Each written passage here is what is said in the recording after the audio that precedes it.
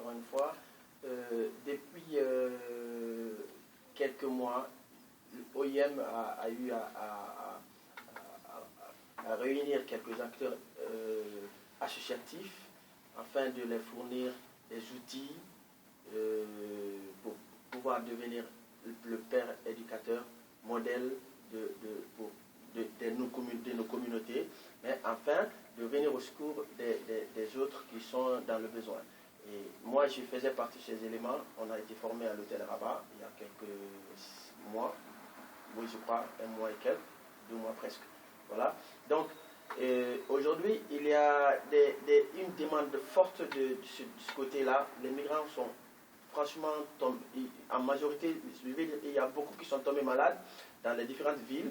Alors, lorsqu'ils viennent à l'OIM pour se faire évacuer, l'OIM étant une organisation onusienne et humanitaire, se dit non, je ne peux pas vous envoyer, il faut d'abord retrouver la santé, après on vous fera retourner chez vous. Et c'est dans ce cadre-là que j'ai été appelé par l'OIM pour accompagner certains malades des différentes nationalités. Il n'y a pas que des Guinéens, il y a des Congolais, des Guinéens, des Maliens, des Ivoiriens, des Camerounais. Donc, lorsque lorsque je suis venu, ils m'ont confié cette tâche, j'ai dit, mais même si je n'ai pas de salaire, je le ferai, parce que mon objectif, en fait, c'est de rendre service aux gens et avoir, moi aussi, de la reconnaissance divine, mais aussi du nom et de la récompense de mes proches. Parce que quand ils me verront passer, ils penseront que c'est ce dernier qui m'a rendu un tel service. C'était un grand plaisir pour moi que j'entends de la bouche de mes frères et amis que Konaté m'a fait ça, il m'a dit ceci, il m'a fait cela, qui m'a rendu comme ça. Donc aujourd'hui, c'est ce que nous faisons. Et nos frères sont extrêmement dans des situations difficiles et ceux qui sont censés les aider ne sont plus là à la hauteur, je vais dire ça comme ça très clairement. Ils ne sont pas à la hauteur et ils continuent à se taper la poitrine, ils continuent à taper les portes et les fenêtres, même les fenêtres pour que ça s'ouvre, afin d'avoir, et ne serait-ce qu'un sou. Ils préfèrent avoir des sous aujourd'hui qu'aller accompagner un frère qui est malade et qui est dans le besoin. Okay. Et qui n'a même pas de papier aussi. Et maintenant, ce que je veux savoir, c'est que de manière objective, comment est-ce que fonctionne le projet? C'est-à-dire que, comment ça se passe en fait? Est-ce que les personnes qui viennent vers vous sont déjà forcément des personnes qui sont dans le couloir du retour vers le pays? Est-ce que c'est des personnes qui sont des malades, c'est-à-dire des migrants malades, et qui se dirigent vers l'OIM, sachant qu'effectivement, l'OIM a des fonds qui sont dédiés pour la santé des migrants, en fait. Et puis après, quand on dit le suivi se passe comment? Est-ce qu'il y a déjà des institutions qui attendent que vous, en tant que père éducateur et en tant qu'accompagnateur, effectivement, vous, est-ce qu'il y a donc ces institutions qui ont déjà les moyens et qui attendent que vous ameniez les malades? Voilà, il y a 2 types de personnes en ce moment.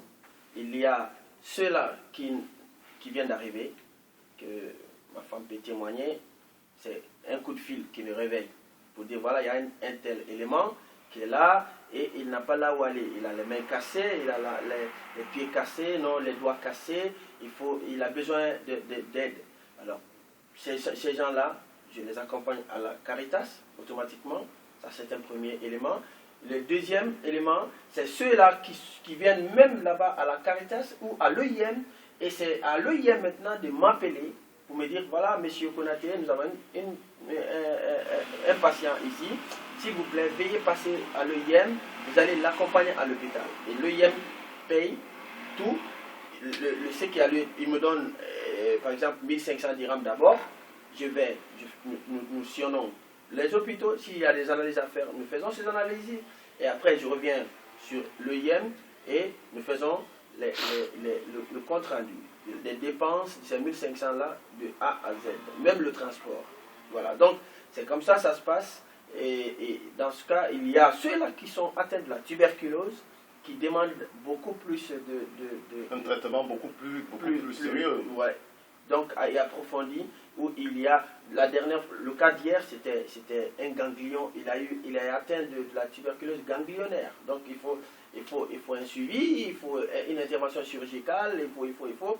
Donc c'est comme ça se passe. Et nous sillonnons les laboratoires, les hôpitaux, afin de prendre rendez-vous et qu'ils soient aussi suivis tout de suite Et parfois, c'est pourquoi j'ai même parlé de cela. À l'hôpital, parfois, on n'entend pas le rendez-vous parce qu'on trouve que ce cas est très urgent parfois. Donc, on ne fait pas la queue.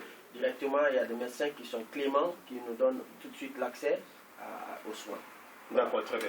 Donc, du coup, effectivement, c'est une machine qui est déjà aujourd'hui correctement huilée, Absolument. où de manière systématique, les migrants sont pris en charge. Absolument, absolument. Tous ceux, en tout cas, qui viennent poser leurs problèmes à l'EIM ou à la Caritas, ils font ce qu'ils peuvent faire. Parce que vous savez, on ne peut pas faire tout.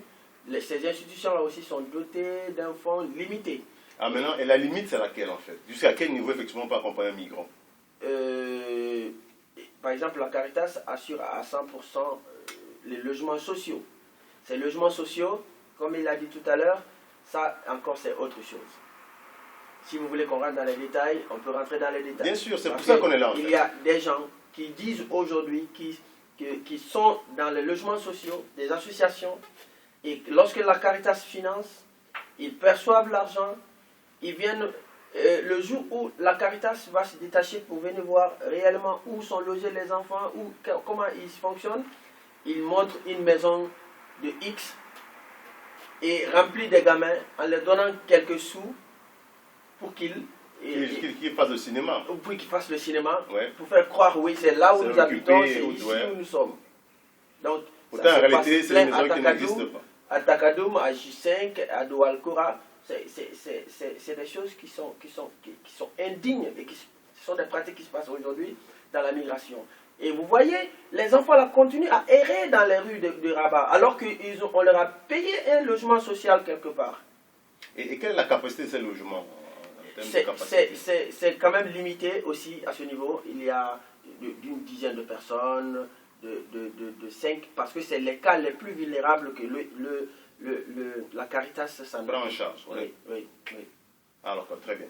Donc, je pense que de manière objective, ça c'est quand même déjà assez clair, un plan comme ça, effectivement, sur votre mission déjà. Alors, monsieur Alex, on sait également